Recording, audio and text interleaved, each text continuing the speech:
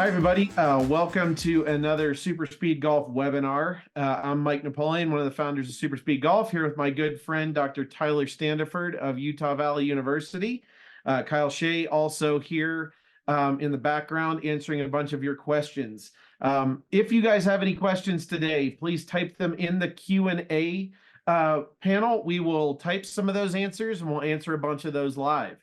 The topic today is all about ground reaction forces. I mean, Tyler, is this something that's important to creating speed or what? This is like, I was so excited when you guys wanted to do this as a webinar because it's what I've been studying for 10 years in various sports, and man, in golf, like, it's so cool to see how much golfers do with the ground, similar to basketball players, volleyball players, football players. Like, this is just so key in how golfers can generate speed and power. So I'm excited. You know, that's actually one of the things I find to be very curious, not to get off on a tangent before we even get started, but I think the similarity in how rotational power sports use the ground, you know, looking at baseball players, looking at other players or football quarterbacks when they're throwing a football, things like that. I mean, there's more similarities than there are differences. You know, I really do think that the use of the ground is one of those things that sort of transcends exactly what implement you might be swinging when you're trying to create speed and power.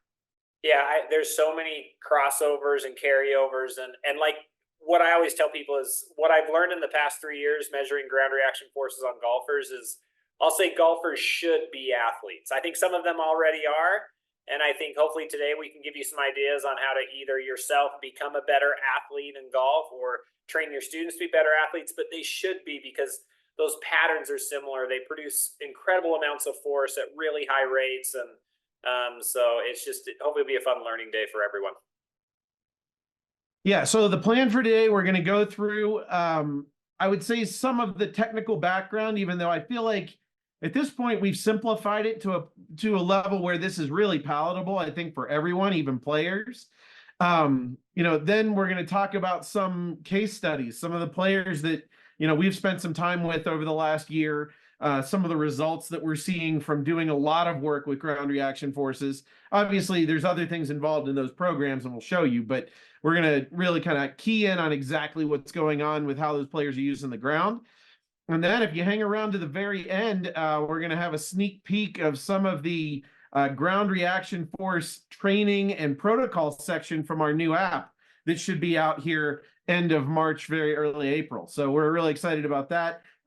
So make sure to hang on and we'll talk about a couple of those screens and things that we're doing and how we're going to be structuring some of this other training besides just overspeed training. All right. Well, the first thing I'd like to say, and this is where we always start with SuperSpeed Golf, is that ground reaction forces are vitally important, but they're only one piece of our mechanical chain that we call the speed pyramid. You know, the way a player uses the ground, the way those forces and torques, interacting with the body help create the body's rotational velocity, how that rotational sequencing eventually gets up to the arms, hands, and hopefully out to the club head to deliver speed to the ball, is a full system that we need to think about. You know, whenever you make a change in the way a player's using the ground, assume and expect that the sequencing patterns and the lag and wrist mechanics and delivery patterns are also going to be affected. It's one of the reasons we think the ground reaction forces are so important, is because they're the start of the chain. And if we make changes in the start of the chain, we see the biggest changes throughout the rest of the system. And Tyler, I think you've seen that a lot in your lab, but I see it all the time with players. Yeah, it's like I have the ability to measure all of these things in the pyramid. And while all of them have their piece and are very important and we want to attack them all, I do tend to gravitate towards ground reaction forces because they're easy for players to visualize, see, and understand. And man, you can make some very quick and powerful changes when you're looking for the right things. Yeah, absolutely. So before we get into this too deep, you will see a lot of different 3D motion or a lot of different ground reaction force graphs and technology. We want to thank our friends at Smart to Move for helping us with all of that type of stuff and using their force plates. The system that we've captured all this data on is the Smart to Move dual 3D force plate system, which is awesome. It's portable. It can basically fit in an airline carry-on. And you can take that with you anywhere you want to go. So that's kind of what you're seeing and where a lot of these screenshots are coming from. All right, Tyler, let's get into this. It's not a university class, but next best thing, right? Yeah, this is pretty good. So as we look at ground reaction force, there's a few key components of ground reaction force that we want to talk about, and the first one is really just an idea of how big is the ground reaction force. We call that the magnitude. It's visualized by these vectors or arrows being bigger, showing that there is more force being produced. So that's a big part of the ground reaction force question. The next one is the actual kind of direction of these forces or lines of action. So, you know, up and down is a force I think we all talk a lot about in golf, but we also have to think about these, you know, towards the target, away from the target forces, and the towards the ball, away from the ball forces. And then how those can kind of combine to create some of the powerful rotational torques in the swing. And then the last piece of the puzzle, Mike, is the point of application of these forces, right? Where you're actually pushing on the ground, when you're pushing at those different locations in the swing is a key component that's going to set you up to have the capacity to produce these forces at the right timings, the right magnitudes that you want. So this is kind of the three things we tend to look a lot at as we analyze ground reaction force data. Yeah, absolutely. And I think this is one of those points that can be confusing when you start to look at ground reaction forces. But, you know, these vectors are showing the actual force that the ground is applying on that player's body. And I think this is, you know, a difficult thing sometimes because it's all backwards, right? In order to create that ground reaction force, the golfer actually has to push in the opposite direction to create the force that we're seeing on the technology. So just remember, whenever you're looking at one of these vectors, that point of application is really important, and that's where that force is starting. It's where it's coming out of the ground, okay? The golfer has to push essentially in the opposite direction of that vector in order to make it happen. So that's kind of a critical piece underlying everything that we're going to look at here today. Now, one of the most famous things that we talk about when we look at ground reaction forces is called the kinetic sequence. Now, we can expand on this and we can add more elements into the kinetic sequence, but from a very basic and important version, we see three very critical elements that happen in every golf swing, and especially every powerful golf swing when we're doing full swings. This is about the most consistent as far as a patterning of anything that we look at across the board with 3D motion capture or anything. Like, players tend to have a kind of a pretty standard kinetic sequence throughout a lot of different things that happen.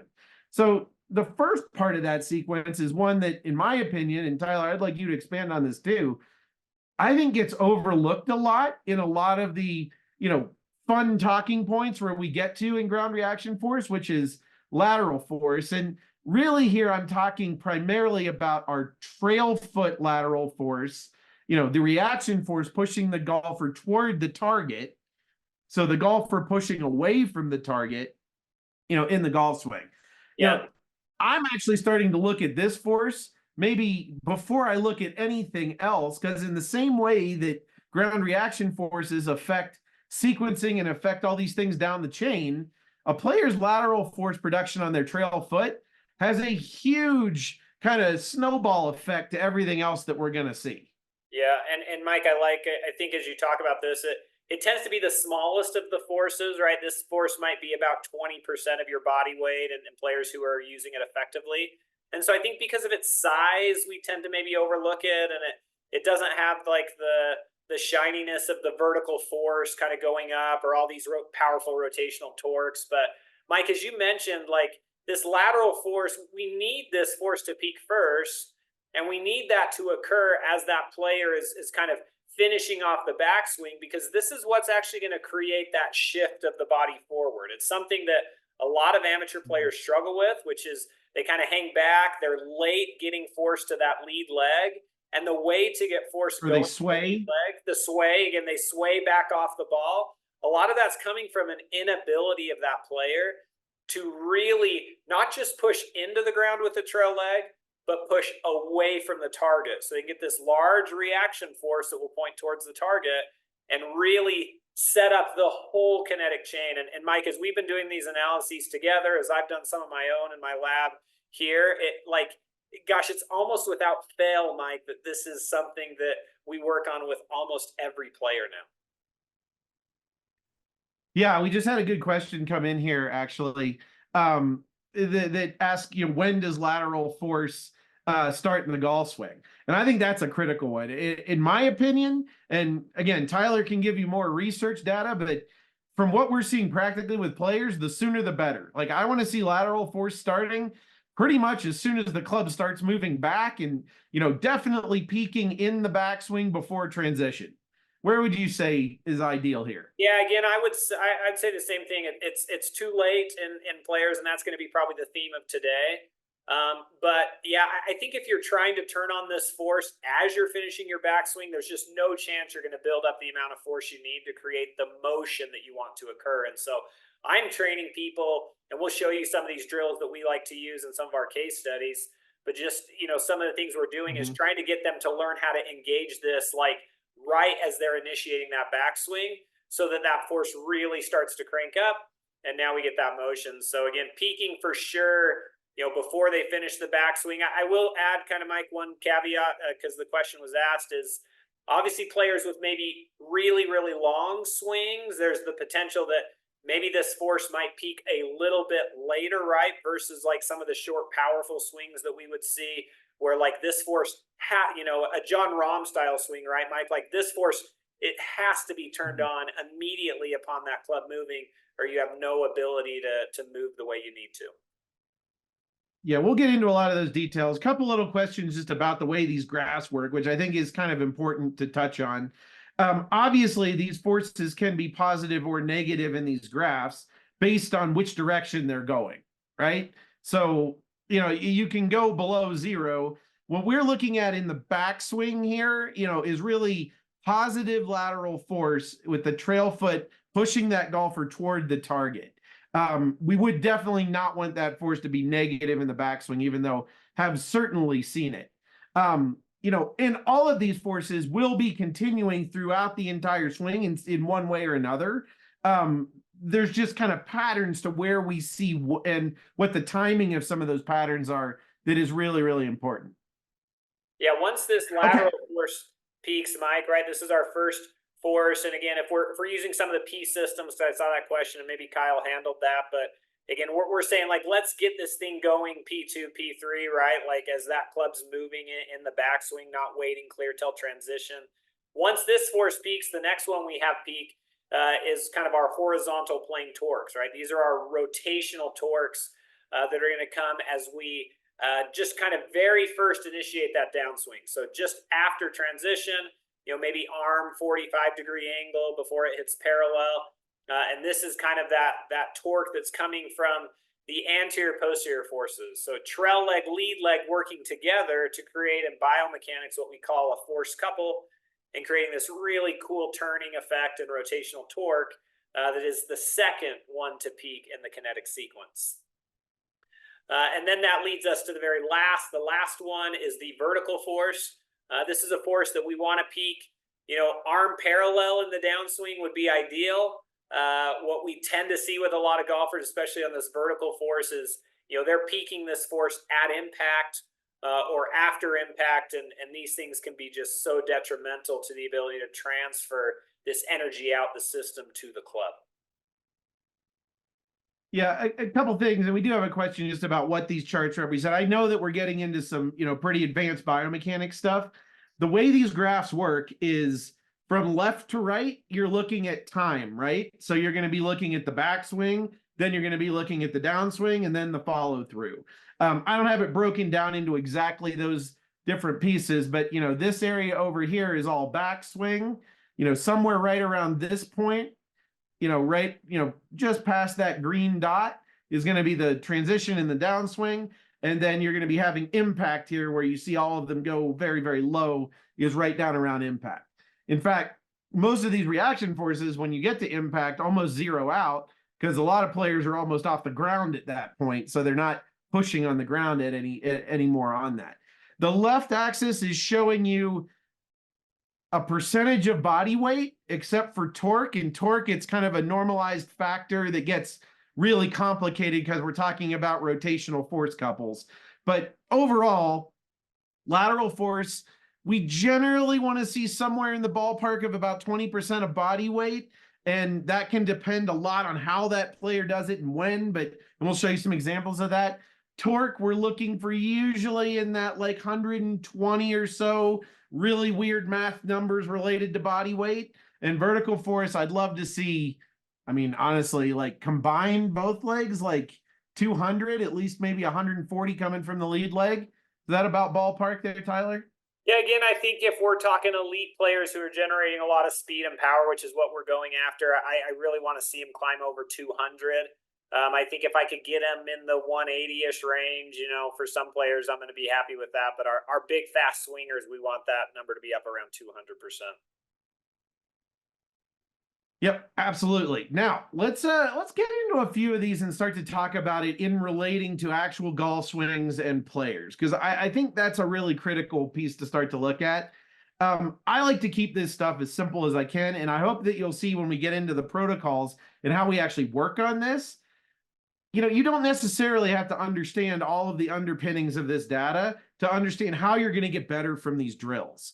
So this is another element that I want to touch on, which is point of application.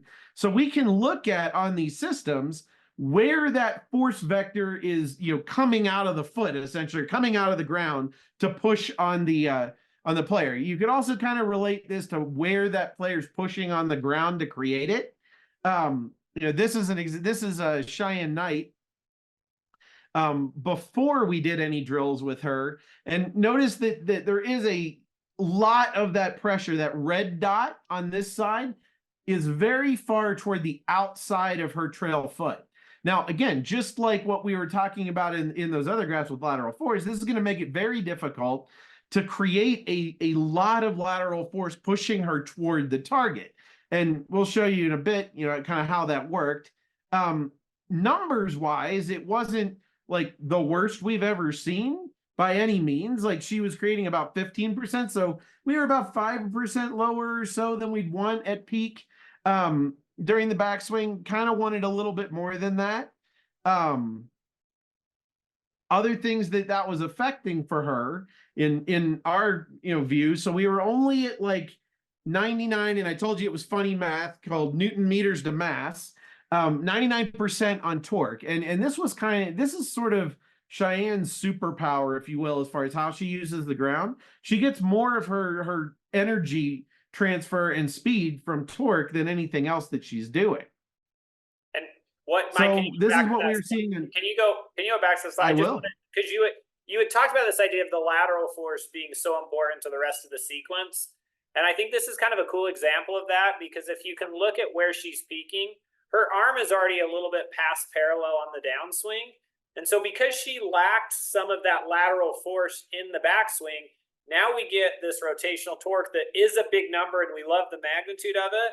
It just tends to be a little bit late because she didn't get that nice initiation from those lateral forces. So things start to get late, and we'll talk about that in a minute as to why they get late. In this case, it has to do with, basically her making it really hard to be able to transition the club. But we'll keep going here for a second. So now looking at vertical force, I mean, it's a little late. I don't know that it's the worst I've ever seen in a player. In fact, we'll show you some data from Podrick that was kind of unexpected when we got it last year, looking at his vertical force timing. But these numbers were reasonable for the amount of speed she was creating at the time, which, I mean, we were talking about like high 80s club speed, 88, 89 mile an hour club speed, right around that 129, 130 ball speed range.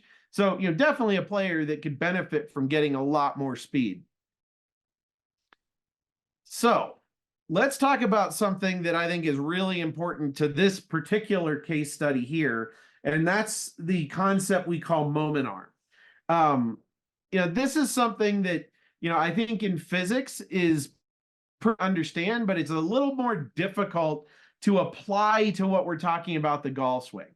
On the technical side, if we walk through this, it basically goes in with that idea of having a torque wrench. So if you were trying to unscrew a really tight bolt that was in something, right? You wouldn't want to do that with a really, really, really short wrench, right? The shorter that wrench is, the more force you're going to have to apply directly to the head of that bolt in order to get it to turn.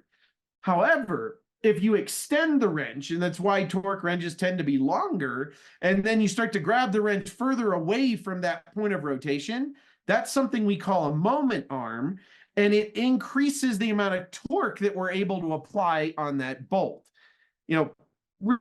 Real simple example here, just to show you how the math works. If I can apply 10 pounds of force, all right, to a 6-inch wrench, all right, I'm going to get a total of 5 foot-pounds of torque. Now, if I want to increase that amount of torque, I can do two things, right?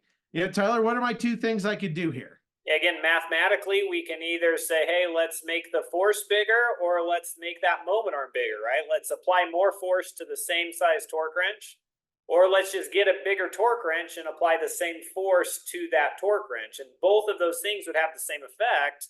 That would allow us to then increase that applied torque. All right, well, I'm a math guy, so let's show them how that actually would work. So I could go and I could apply 40 pounds of torque or 40 pounds of force instead of 10 pounds to that same 6-inch wrench. And if I did that, I would double the amount of torque that I can produce. Now, Tyler, would you say that it is easy for a golfer to apply 4 times the amount of force to the club, like during transition, in order to make it change direction? You think that's something that would be easy for players to do? Yeah, I mean, you're kind of chuckling a little bit as you ask the question, but again, it's not often that a player is producing force at a fourth of what their muscular capacity is. So I would say that this tends to be a little bit more difficult to do in the immediate time period. I mean, look, everybody should go back, if you haven't seen our grip strength webinar, and look at the amount of pressure that a lot of players are actually imparting on the grip of the club during transition. A lot of players, and I think we had Cheyenne as an example in there. I think she's at like 95% of her capacity on her lead hand. So this is something that's very hard to do for a golfer. Many golfers don't have the ability to create that much more force, especially not 4 times the amount. Well, the cool thing here is that we can do something else. If I apply the same 10 pounds of force, but now I make that wrench 2 feet long instead of 6 inches, what happens? We get that same 20 foot-pounds of torque. Now that's pretty cool, right? So I guess this is where we got to go. All right, so how do we make the wrench bigger in our golf swing? What are the components that make that wrench and create this moment arm when we're in the swing? Well, Tyler, why don't you walk them through this? I got an example here of Cody Blick on the Korn Ferry Tour, who does a great job of this. And I think there's a lot of swings you can think about. And if you measured their force vectors, you'd be able to see how this moment arm thing works really well for a lot of players. So let's go ahead and go through this. Yeah, and this is a cool component where you start thinking about the mechanics of the motion, right? So Cody was a player who actually generated a good amount of lateral force. And so you can see his trail leg force vector. Instead of being straight up and down, you can see that it's pointed towards the target, again, representing a good, strong push of Cody away from the target. But the other thing that Cody does well is he gets that force going to the lead leg and then pushes really hard off that lead leg, right? He's creating a lot of force on that lead leg early in the swing, which creates a combined force vector that you can see ends up being pointed kind of up more towards kind of the front of his body. And what this does is, if we think about his axis of rotation, right, what he's actually turning his body around this red dot, you can see that that red dot is really far away from that yellow line. And if we draw a line that connects to that yellow force at a 90-degree angle, this is that moment arm. And this is really coming a lot from the mechanics of his movement, right? He's applying force at the right locations, at the right times. And what that does is it creates this really large moment arm, and now it makes it very easy for Cody to transition his golf swing and get that downswing started in the right timing and direction. Yeah, so a couple really key points here. Number one, there's enough lateral force really early in the swing that is, affecting Cody's body, pushing him toward the target. Okay, that's a key. Vertical force is happening early, and starting to grow very quickly during the transition of the swing so that we get this big resultant vector at the moment that we need to get this club changing direction.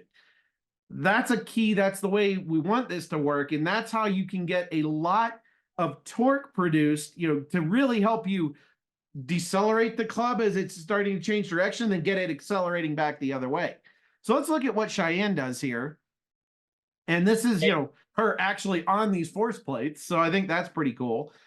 This is what it looks like at this point in her swing. Now that green line doesn't look the same as Cody's, right? I think this is the one that we see a lot, is where the direction of that lateral force on the trail foot's going far too much straight up and down. Okay, and that's because that point of application is getting too far to the outside of the foot. We're not able to create that, I like to call it laying down that lateral force vector in order to create that. Now in her case, at this point, she's also not creating much vertical force yet.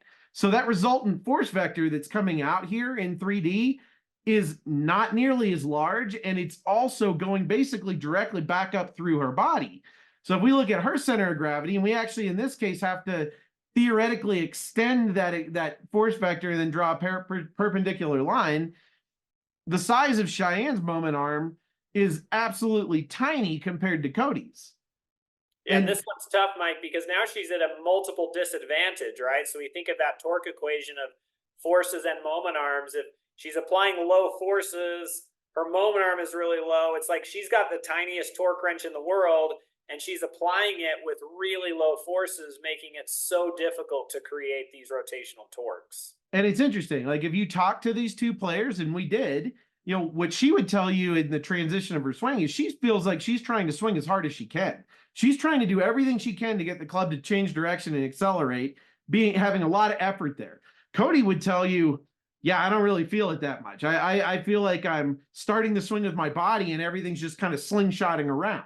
And I think that's a very interesting characterization. A lot of people run into this problem that they feel like it's hard to transition the club. Maybe the swing just kind of gets excessively long because they can't get the club to slow down and change direction. And so it's a very, very interesting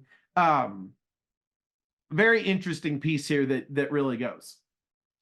All right, so let's move now toward what did we do to fix this? So what did we work on with Cheyenne? What kind of drills did we give her to do that? And you'll see a lot of these coming in our drill programs for ground reaction forces that you'll see. Most of this is actually our level 2 ground reaction force protocol. Before we called it our level 2 protocol, but really looking at point of application, that kind of stuff. So point of application and the direction of these forces as they're going. But this is kind of the stuff that we did. Worked on this stuff for about, I would say, what did you say, Tyler? 30 minutes? We went through some of these drills? Yeah, probably 20, 30 minutes max for sure. This stuff does not take a long time to show big results. And I'm going to show you the stuff that we did with her right after doing about 20 minutes worth of these drills. So first of all, lateral force, we were up from 15% to 18%. Now that doesn't seem like a lot, but that's a 20% gain in lateral force production.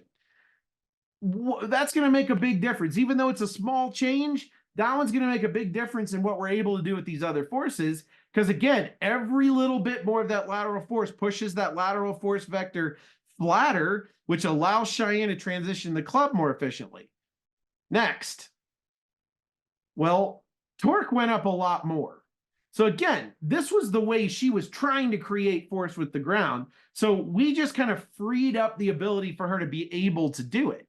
So that one went up 40% in about 25 minutes. Again, pretty cool stuff. That also allowed vertical force to work more effectively. And I didn't really bring this up too much before, but Cheyenne's vertical force in that initial slide, if you break it down, she was actually creating more vertical force off her trail foot than she was her lead, which is very atypical. And another reason why we were seeing that, moment arm situation be so small is that resultant vector was so far right up between her body. Well, that went from being more on the trail side to being slightly more on the lead side and going up by a significant percentage. Now, these are all things that we still wanted to see improve past this point, but, you know, pretty cool where that might have, where this went. So that's 20% increase on the lead and 11% on the total with the vertical force. Biggest gains there in torque. Really kind of cool to see that happen like right before your eyes very, very, very quickly. Cool. All right, I think, Tyler, it's time. Everybody wants to see some Podrig data. Hey, before we get to Podrig, Mike, Catherine had a great question about kind of physical movement interventions as it relates to foot and ankle function. And I think that's a good one. And what we were not showing behind the scenes is that before any of this started, there was a long interview with Cheyenne about pain. We went through some things related to some physical function about these range of motion and mobility. These are some of the things that we're going to put into the hands of our users and coaches as we get set to release an app later this year. And so we had kind of assessed all that stuff because that's important, right? If they've got some inability to create kind of inversion, eversion motion at the ankles, it might be tough for them to do some of this stuff. And then we might have to look at some different modalities. And so always with our players, that's something that we uncover in detail so that we know what we can then prescribe to them in order to help them get better. Yeah. So I would say the answer, Catherine, to that question is yes, it's very important. We do test it with shoes off. We do test those things physically to see how that player is moving. She did not have any restrictions in the way her ankles were moving.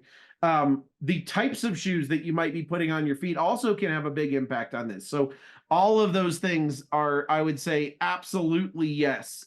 On the side of, do they matter? Absolutely. And we're going to show you how we're going to integrate that stuff. Okay, now you can go into Podrig, Mike. All right, I know people always love to see Podrig. I mean, he's I think he's playing the Champions Tour event this week, so we're excited about that. Led the Champions Tour in driving distance last year. Some really cool stuff in this data as well. The one thing that I really want to highlight here with Podrig is when we saw him last, I think it was early May, late April, early May. We actually got some data of him basically peaking his vertical force at impact. And, this is something that, has been a piece that he works on. Podrig's a big lag and downswing loading type player. So he's creating a lot of force with his arms and hands. But to be able to support that properly, you've got to be able to use the grounding. You've really got to get vertical force happening earlier. So some of the things we recommended to his team were drills to work on that. Now, after doing some very simple drills on this and really trying to get vertical force happening earlier, we were able to see some pretty big changes there. So again, this was just in 20 minutes of working on some drills. The stuff that we recommended to his team, hopefully they put into play and got this going a little bit earlier. Based on the results we saw with him last year from a driving distance standpoint, I'd be pretty shocked if they didn't. But that was just, after about 20 minutes of drills. Now, what did that do differently in, ball speed from those pre-drills to post? It's pretty crazy. I mean, we're talking like an average of over 5 miles an hour of club speed and 10 miles an hour in ball speed. And that was the only thing that we were really doing there, was looking at trying to get vertical force to happen a little bit earlier in the swing. And what we've kind of we know now from Podrig's data is he knows that what it feels like if that's going to happen soon enough.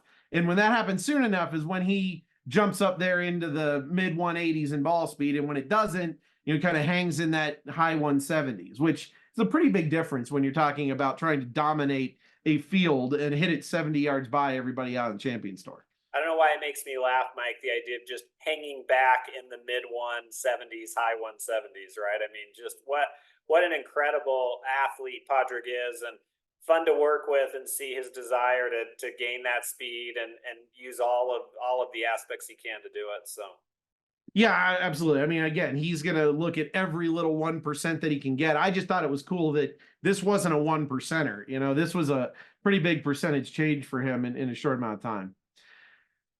There's another piece here that I just think we would be completely remiss if we didn't touch on. And that's what we call impulse. So and this is where we were talking a little bit. This is a lateral force graph. So this is a trail leg lateral force graph.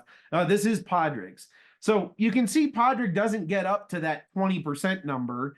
However, look at how high it is, how early it is in the swing, and how it stays high basically for a very, very long time.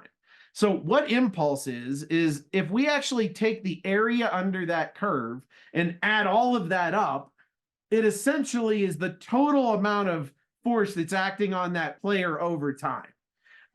So we are seeing that there's a lot of players that may not get quite to that 20% number, but a lot of times it's like this, where they create a lot of force for a long time in the process. Tyler, what do you want to add there about impulse? Yeah, I would just add, I like that you bring that up. And I think to put this in context, like there's plenty of players that I'll analyze where the force only ever gets up to maybe 7-8%, maybe 5%, and then maybe one brief little peak up to 14 or 15, and then it turns off as quickly as that force turned on.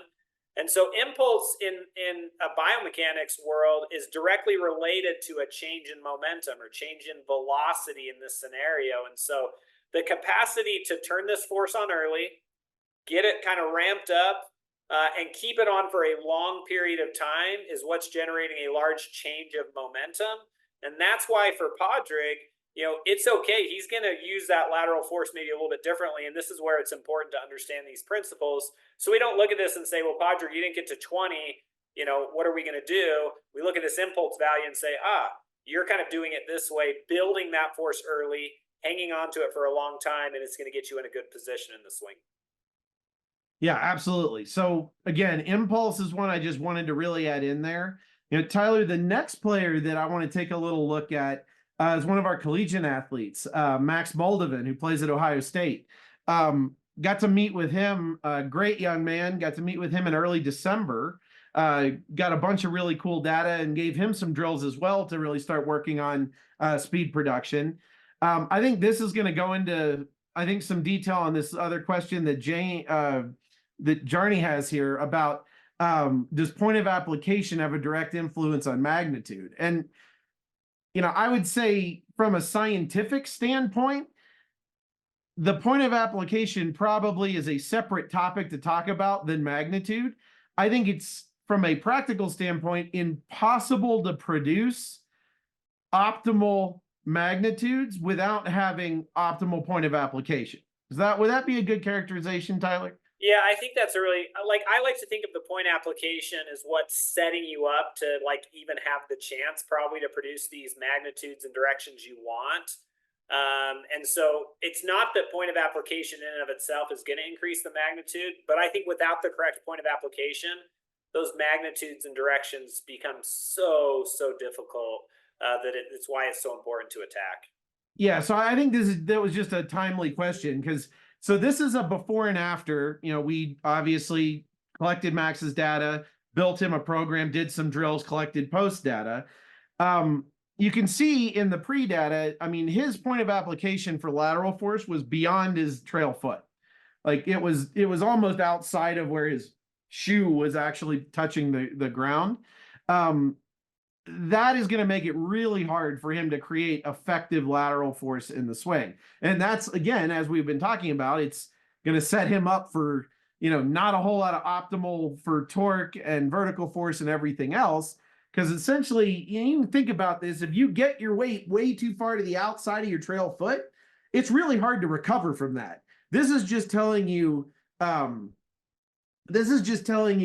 why it's hard to recover from that, and why, if you do some of these things properly in the backswing, it's easy to recover from that.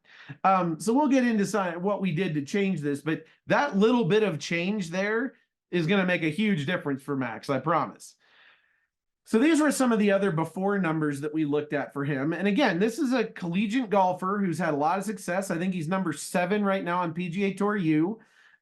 These were the numbers that we saw in the data collection after he'd been fully warmed up, hit a bunch of balls, and we collected data. And we said, we want to see you out there like you're on a par 5, hit an aggressive drive, and this is what we saw.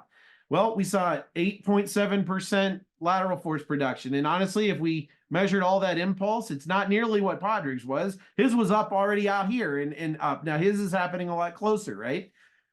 AP force, which is something we haven't talked about as much, but this is sort of the forward production with the lead foot and the trail foot, working on opposite to create that force couple that creates torque.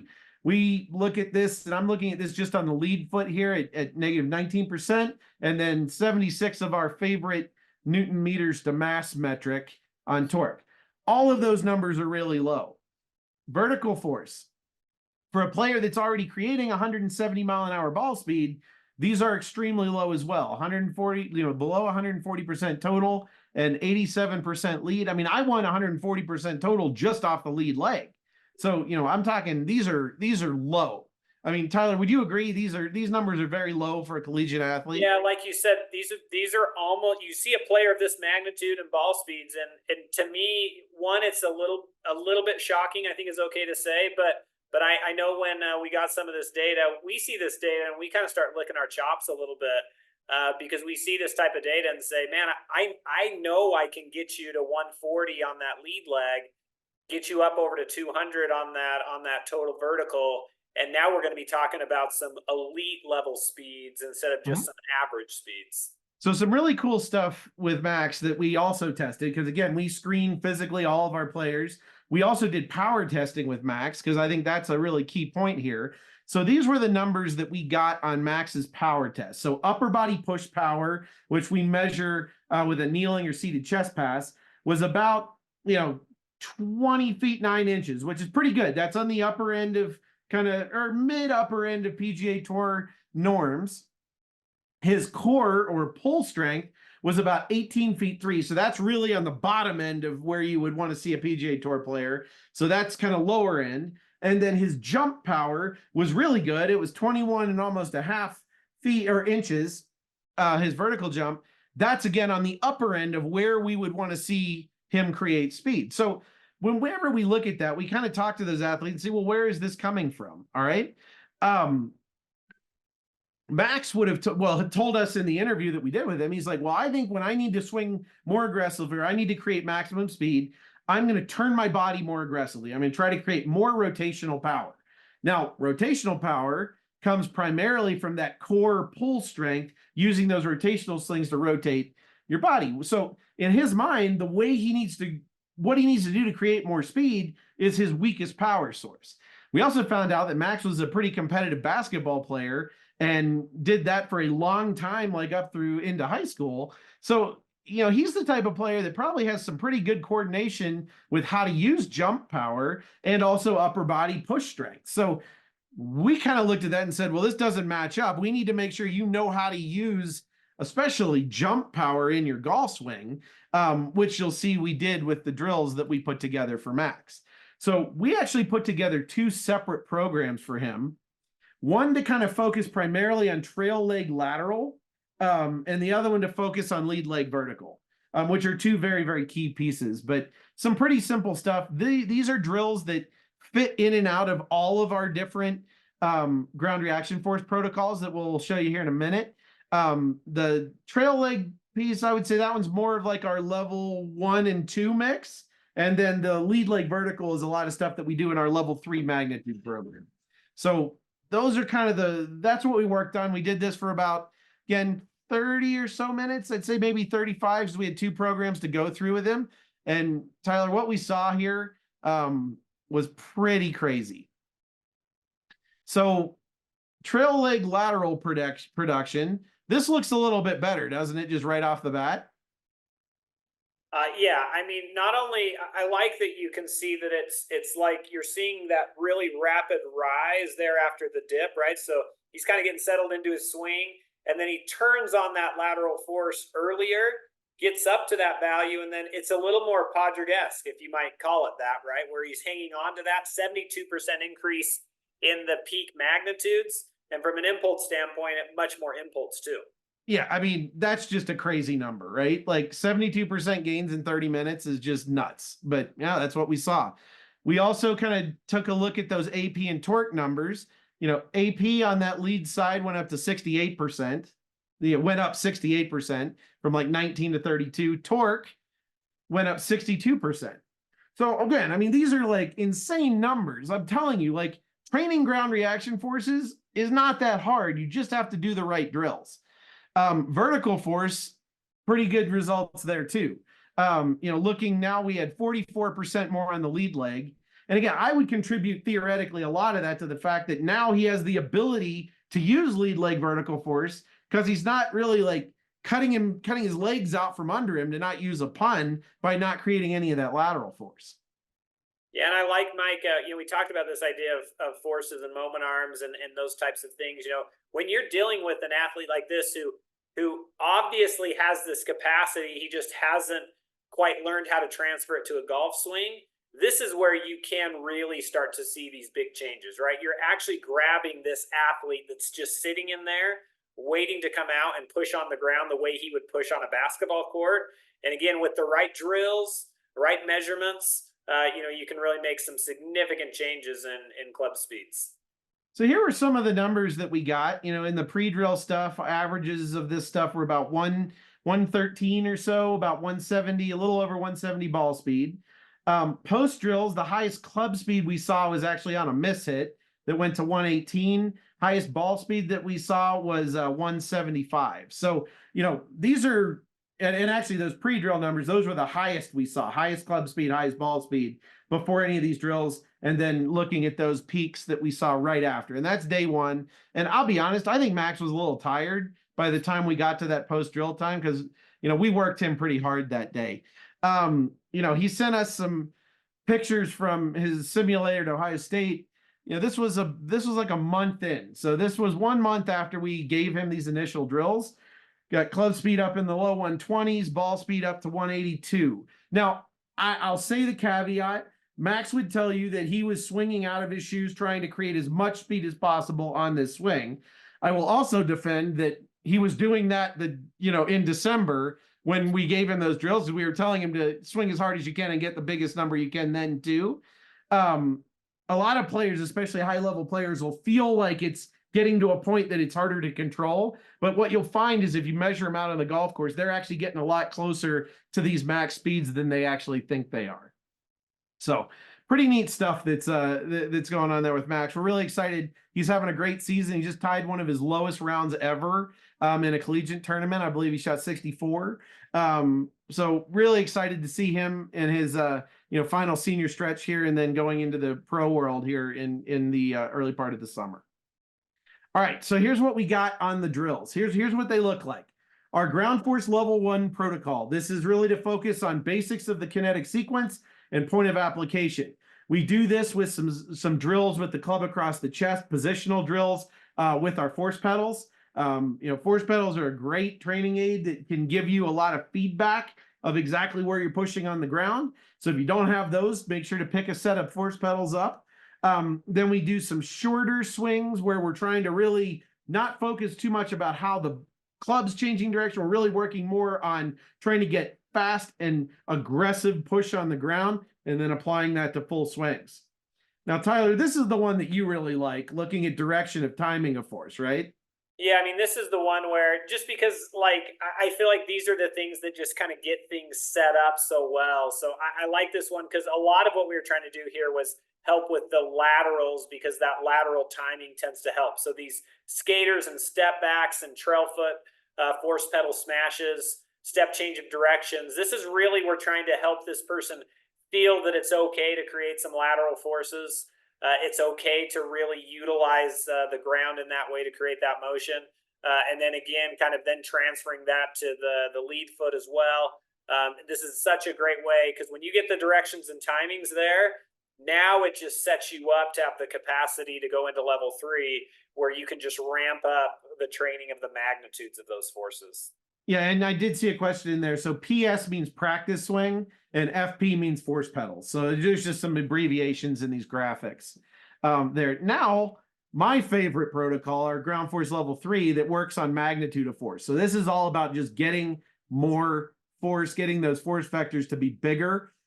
Do some really cool stuff in here. Golf jumps are like a reverse vertical jump. We do lead leg jump back swings where we're forcing force so hard into the lead side that we come off the ground. Rocker drill is kind of I would say it's almost a coordination drill where we're trying to get the feel of pushing back and forth on our feet before we swing. Really fun program here that we have.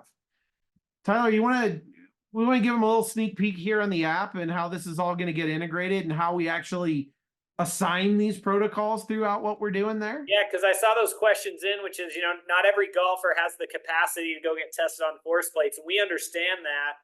And I think that's why we were so excited to be able to test these athletes and test golfers and test these protocols with data on and off force plates with these golfers so that we know they work. And now what we can do is in the app, there's so many things that we can now do to help a player maybe unlock that part of the speed pyramid that they're struggling with the most, and then kind of push them to these different drill progressions that will help them get the most out of their speed training.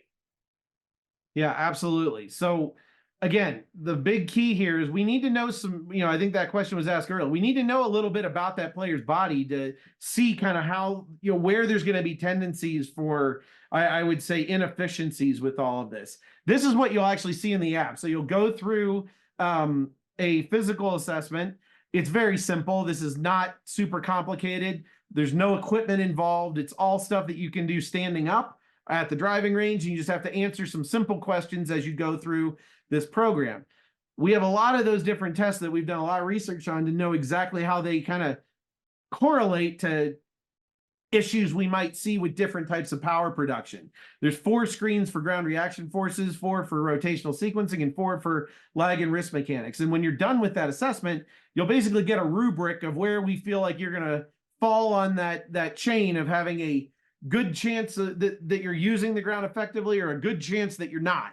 And from there, we can, with the detail that comes in and through some of the other assessments that happen in the app, we can recommend all of these protocols to you.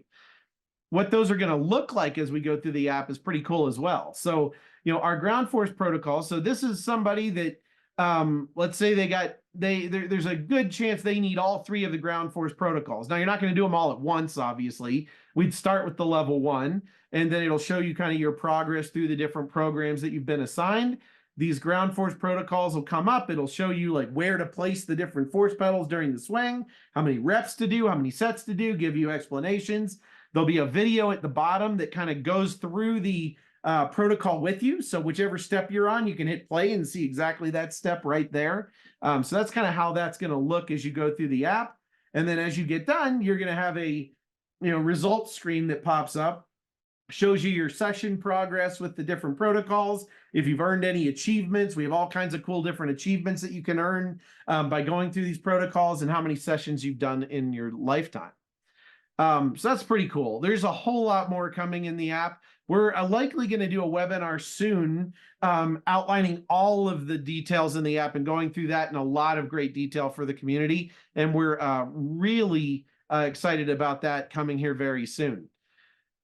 If you want to learn more, our SuperSpeed certified program is great. I mean, primarily guided toward coaches, but we have a lot of players that sign up for this just because they want to learn more about what's going on, kind of under the hood of how we look at all these different things and how we create our protocols and how to use them the most effectively.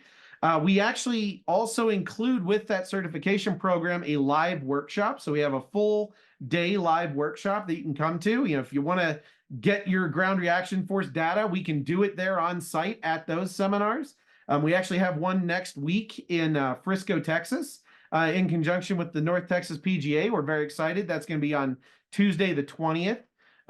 Really excited to do that program. Tyler and I teach those classes. And we always have a great time doing it. So that's kind of it for what we've got right now. I think we need to get into a couple of these questions. What do you think, Tyler? Yeah, I think that's a great idea. All right. Well, I had a couple in here that I like. The first one that I'd like, so we have somebody that wants us to go over moment arm again. I do think moment arm's a complicated thing. I think keep it as simple as possible. Moment arm is something that gives us the ability, so it creates more torque as we're needing to create torque to make the club change direction. So we need to look at it right at that point where the club's decelerating at the top of the backswing and needing to go back the other way. Because torque is really a big factor there in creating both that slowing down of the club and the acceleration the other way. Tyler, you got anything else to add to that just to keep that really simple? No, I think that's kind of what we're trying to apply, is just the importance of how those things then help us create some of those transitions. Again, I think, yeah, I think that keeps it pretty simple. Yeah, I mean, the other piece I would say is you got to have good lateral force and you got to be creating vertical force early enough, or you're not going to be maximizing moment arm. Yeah. I mean, that's just the simple piece. I sound like a broken record in a lot of these sessions, I feel like, because we see a lot of those same things patterning up, especially with amateur players. Good question here from Matthew. So I think this is relating to Max's speeds, but you know, if that player is already creating 170-mile-an-hour ball speed without producing a ton of ground force, how is he doing it? That's interesting, right? I'm going to take this one though, Tyler. So there's three main ways that we can create force in the golf swing. I'm going to quiz you on this, Tyler. You're biomechanics professor, right? What's one of them? It's got to be the ground, some ground So force. external forces, right? We call ground reaction forces our external forces to the system. They're not inside our body. So external forces are one of the ways that we can add force to the system of our golf swing. You got another one for me? I like grip strength and hand wrist type stuff. So I'm going to go kind of lag, wrist mechanics. Generally, I would just say it's strength in general, right? Muscular contractions create force. So the ability of our muscles to create muscle contractions and create force in the swing is another major way that we can add force to that overall system. The third is all the elastic tissue that's throughout our body. So, various types of ligaments and cartilage, and all the elastic tissue that goes throughout can function almost like springs in a way, and can make can also have an influence on the amount of force that goes into that overall system. So the reason he can create 170-mile-an-hour ball speed is that he's optimizing a lot of what he's doing with those other things. When we add the other piece in there and they start to all work together, that's how we see these big jumps right away. All right. Here we go. Here's another good one. Another good one here from Nathan. Is the rocker drill for building kinetic energy before swinging similar to twisting of the hips? What do you think? Yeah, again, those long drive guys all have some kind of trigger, right? So again, Kyle Berkshire is actually literally these steps up and downs, a little bit of a rocker back and forth. Martin Borgmeyer that you're referring to is kind of this twist the hips forward and then bam, kind of gets this trigger drill. And so, those things can be some triggers that work for players. We'd never really want to tell the player what their trigger should be. We want them to experience different and experiment with different triggers, find that one that really works for them to increase speed. What we're really trying to get at with that rocker drill is to really get that feel of the transfer of force, right? The trail leg, lead leg transfer of force, and getting comfortable moving that force from those feet very quickly in the swing and not getting stuck in one foot or the other. Yeah, I would add to this one just a little bit that, we recommend doing counter rotations in a lot of the different protocols that we do. It's a similar type thing to a counter rotation. It has to do not only with point of application and where you're producing that force, but it's kind of that timing of feeling the result of the force and then allowing your body to feel the result of the opposite foot force kind of going back and forth. So it actually adds to a sense of timing and a sense of kind of coordination and tempo of using those forces optimally with each other to actually create the swinging motion. So there's a lot of cool stuff that's going on with that rocker drill. Again, I'm a big keep it simple guy. Like, try that rocker drill, you'll feel it for sure. Yeah, Mike, we've got Roy's in here kind of talking about just, we're presenting very simplified information here, Roy, trying to get things that are a little bit digestible. Obviously, the idea of all of the forces in a system, accelerations, impulses, change of momentums, body motions, those things. And I'm fortunate to be at a university where I have all that technology, where I can put people on force plates, kinematic systems, both marker less and marker based. Kind of the whole 9 yards. And so, Roy, that's what we're really trying to do, is really start to dive in and understand how these forces are creating those motions. And that's kind of what we've shared today, is just kind of a high level of, we know this one is going to influence this in this way, based on some good data we've collected.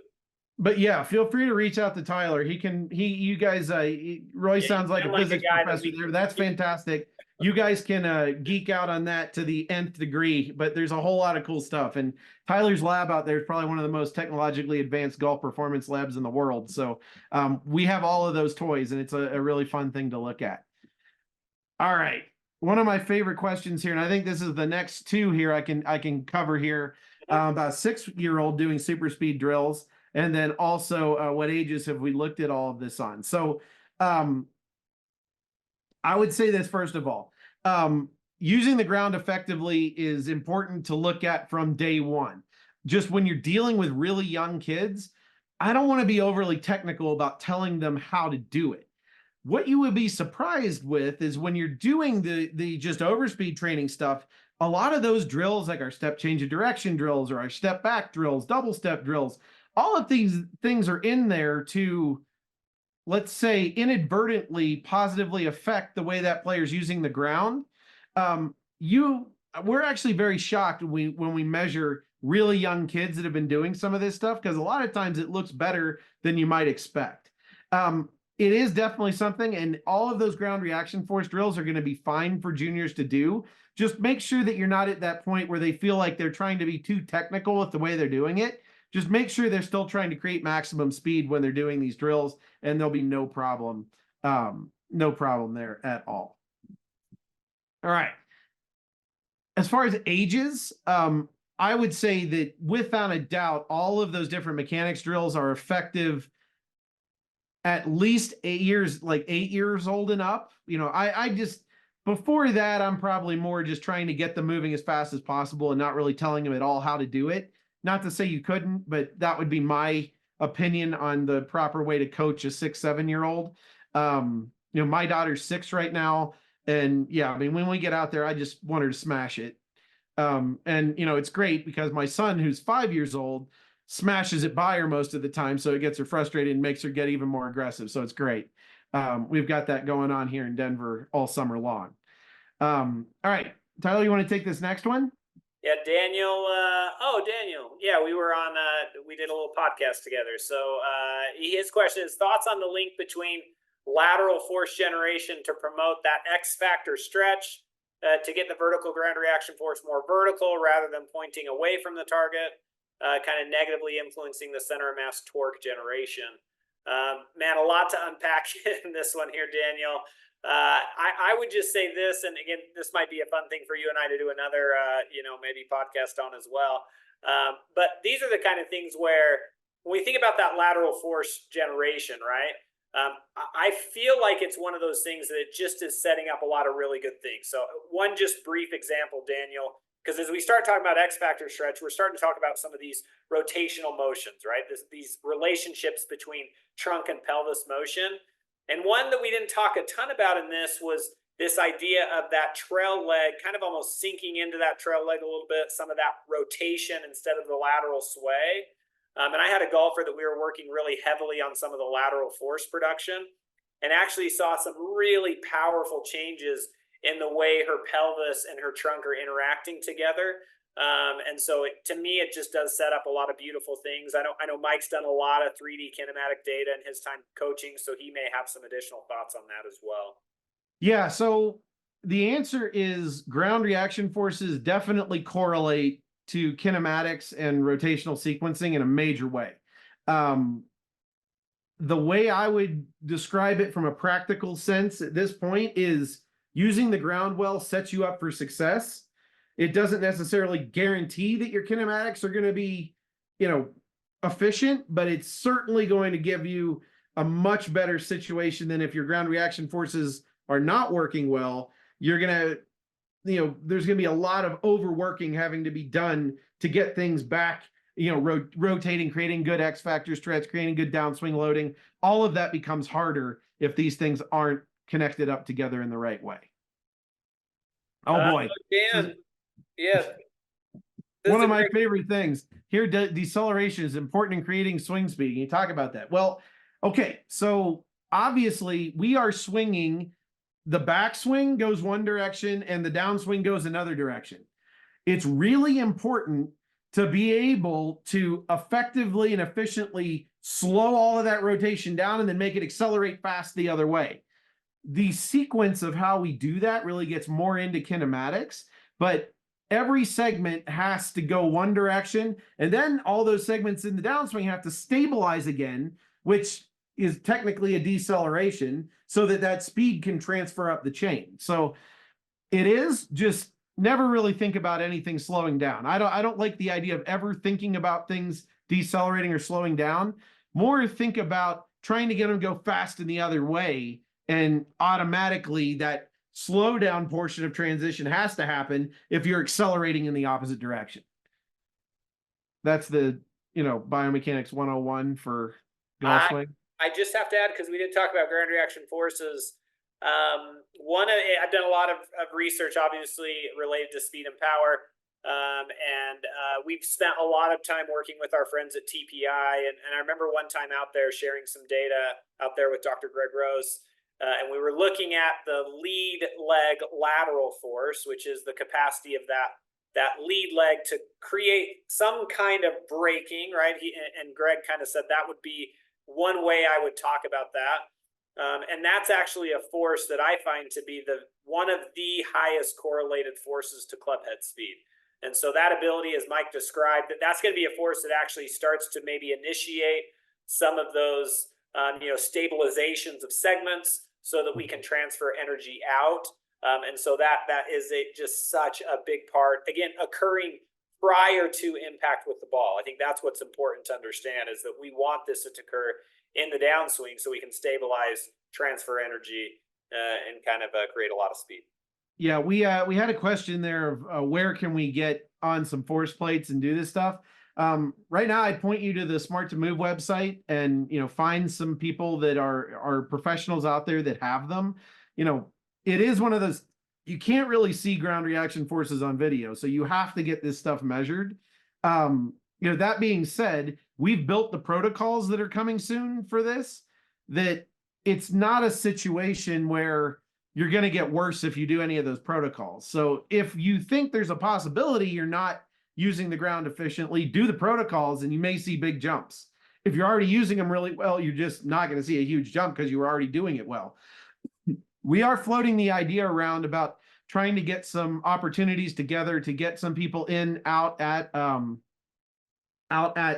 Tyler's lab in Utah. So, stay tuned on that as well. We'll certainly post that on social media and everywhere else, and probably send some emails out if we decide to do those. But it's more just a time and logistics piece. But we would certainly love to get people on those if you can. If we're ever in the area and doing one of our SuperSpeed live workshops, definitely come by or let us know, and we can get you into one of those if you want to get that data recorded quickly there as well. Yeah, sorry, last question there, Donald. Yeah, the protocols are coming out with our app, so they will be released shortly. We're hoping for kind of early April is our target date for that. Oh boy, we got a couple more questions that came in right at the end here. We got to answer these, Tyler. I can't stop. Yeah, I like length of the backswing is a cool one. I think actually, Dan, length of the backswing is a cool way to think about it in terms of this impulse relationship, right? We definitely see players who tend to gravitate towards forces applied over longer periods of time, thinking about a John Daly type player, where you start looking at his force curve, you start looking at these impulses where maybe he's relying on the time component of that impulse equation, versus like a John Rahm, who, when we are calculating impulse as force and time, his time is so short that his forces are going to be really, really, really high, so that he can create similar impulses and generate that club head speed. And so I would say a lot of it's the piece of the impulse equation that they're using, and then the associated applied forces in conjunction. Awesome. All right, guys. Well, I think we need to end it at this point. We really appreciate everybody hanging out with us tonight. We hope that you got some information that'll help you. From everybody here at SuperSpeed Golf, thanks a lot, and have a great evening.